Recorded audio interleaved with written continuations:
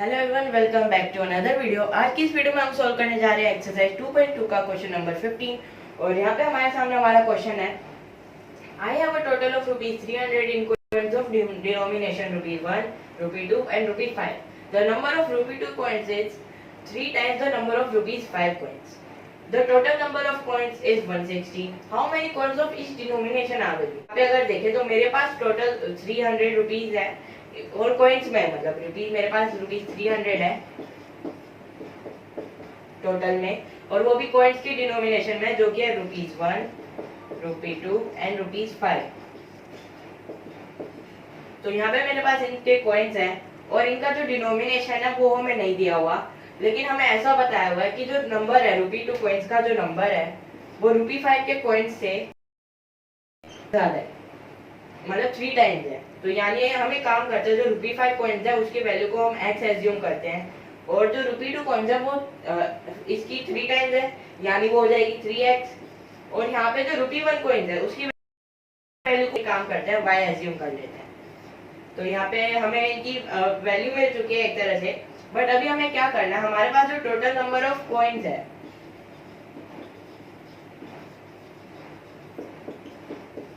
वो है 160। तो यानी हमारे पास टोटल 160 कॉइन्स है, यानी अगर हम कॉइन्स के नंबर को ऐड करेंगे तो हमारे पास टोटल कॉइन्स आएंगे जो है 160। यानी हमें इन तीनों को ऐड करना है तो हमारे पास आएगा 160, बट हमें y की वैल्यू यहाँ पे नहीं दी हुई है, हमें सिर्फ x और 3x दिया हुआ है। यानी y एक काम करता है, इसकी वैल्यू को इवेल्युएट करते हैं एक तरह से। जैसे अगर हम देखें कि यहाँ पे हमारे पास y की वैल्यू फॉर एग्जाम्पल एक काम करते हैं, एक नया एग्जाम्पल लेते हैं। तो जैसे यहाँ पे अगर हम एज्यूम करें कि ₹1 की हमारे पास कोई वैल्यू नहीं है, काम करते हैं इसको इस एग्जांपल में x एज्यूम करते हैं। तो यहाँ पे ₹2 और हमारे पास ₹2 के जो कॉइन्स हैं और ₹5 के जो कॉइन्स है उसकी वैल्यू हमें दी हुई है, जैसे 10 या 100 ऐसे करके। तो हम ऐसा करेंगे कि हम पहले इसको ऐड करेंगे और जो टोटल नंबर ऑफ कॉइन्स है उसमें से सब्ट्रैक्ट करेंगे। तो हम इसमें भी ऐसे ही करते हैं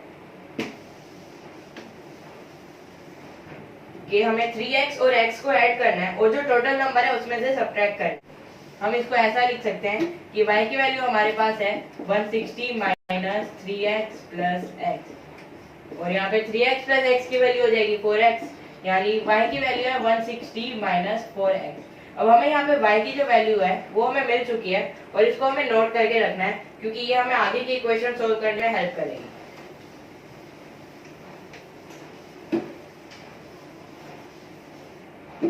तो यहाँ पे हमें y की वैल्यू जो है वो दी हुई है 160 माइनस 4x। तो हम एक काम करते हैं, इसको ऐड कर देते हैं, क्योंकि इनको ऐड करने पे मतलब अगर हम देखें तो यहाँ पे हमारे पास ₹1, ₹2 और ₹5 के जो कॉइन्स हैं उनको हम अगर मल्टीप्लाई करेंगे उनकी रिस्पेक्टिव वैल्यू से, यानी कि 160 माइनस 4x, और यहाँ पे ₹2 के कॉइन्स की वैल्यू थी हमारे पास 3x और ₹5 के कॉइन्स की वैल्यू थी हमारे पास x। तो अगर हम इनको मल्टीप्लाई करने के बाद इनको अगर ऐड करेंगे तो हमारे पास ऐसा नंबर आएगा जो कि हमारी टोटल वैल्यू होगी, यानी वो 300। तो यानी हम इनको ऐड करेंगे तो हमारे पास आएगी ₹300 जो कि होगी टोटल वैल्यू। तो हम एक काम करते हैं, इसी को लिख देते हैं एक बार। तो यहाँ पे हमें लिखना है ₹1।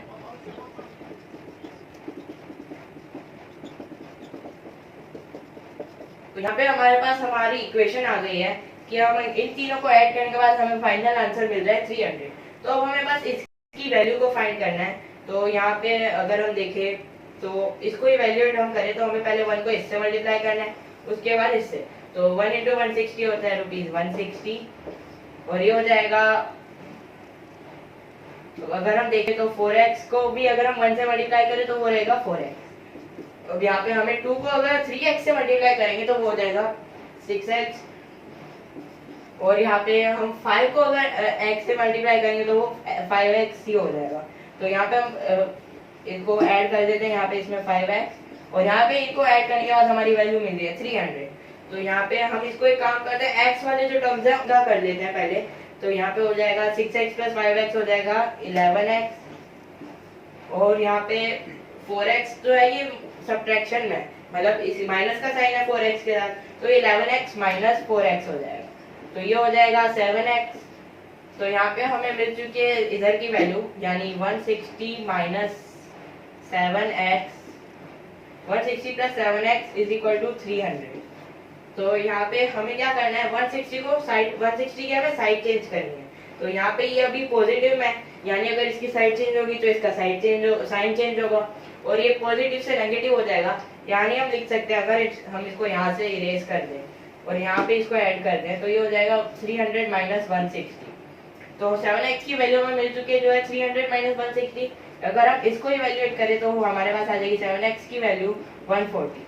अब 7x की वैल्यू हमें मिल चुकी है 140। हम इसको ऐसा भी लिख सकते हैं कि 7 into X is equal to 140। तो यहाँ पे जो 7 है वो मल्टीप्लीकेशन में है, तो हम इसकी साइड चेंज करेंगे तो इसका साइन चेंज होगा, यानी ये मल्टीप्लीकेशन से डिवीजन में हो जाएगा। तो हम यहाँ पे ऐसा लिख सकते हैं कि x is equal to 140 upon 7, क्योंकि 140 को हमें डिवाइड करना है। तो अब हम एक काम करते हैं, इसको 7 से ही कट कर देते हैं, ये हो जाएगा 7 मतलब 7 इंटू 20 होता है 140। तो हमें 20/1 यानी कि 20 हमें मिल चुकी है x की वैल्यू। और यहाँ पे हमें x की वैल्यू तो मिल गई है, बट अभी भी हमें ये नहीं पता चला कि कौन सी करेंसी के कितने कॉइन्स हैं। तो हमें काम करते हैं, उसको भी इवैल्यूएट कर लेते हैं। तो हमारे पास यहाँ पे इक्वेशन थी कि ₹1 कॉइन्स के हमारे पास है 160 माइनस 4x, ₹2 कॉइन्स के हमारे पास है उनकी करेंसी मतलब उनकी जो क्वांटिटी है वो है 3x, और ₹5 कॉइन्स की हमारे पास क्वांटिटी है x। तो यहाँ पे x की वैल्यू हमें मिल चुकी है, यानी ₹5 कॉइन्स की जो हमारे पास करेंसी है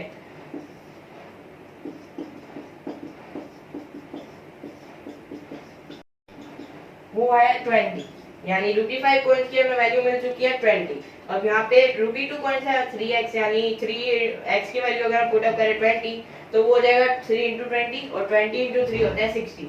तो यहाँ पे हो जाएगा हमारे पास ₹2 के हमारे पास 60 कॉइन्स है। और यहाँ पे ₹1 का थोड़ा हमें वैल्यू को इवेल्युएट करना पड़ेगा। तो 160 माइनस 4x है, यानी 4x की जगह x की जगह हमें वैल्यू पुट अप करनी पड़ेगी 20।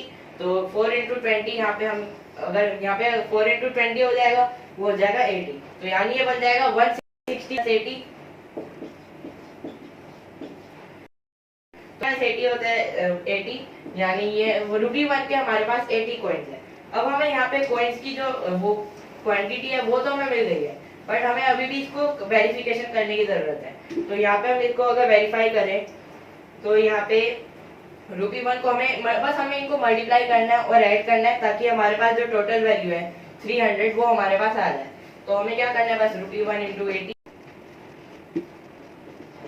प्लस ₹2 इंटू 60 प्लस ₹5 इंटू 20, और इनको अगर हम ऐड करें मल्टीप्लाई करने के बाद तो वो मतलब इसकी वैल्यू हमें मिल जाएगी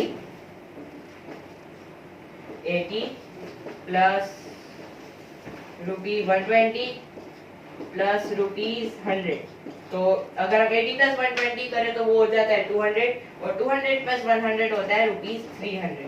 तो यहाँ पे हमें फाइनल वैल्यू मिल चुकी है, और हमें मतलब हमारा क्वेश्चन सॉल्व हो चुका है, और हमें हमारी वेरिफिकेशन भी हो गई है।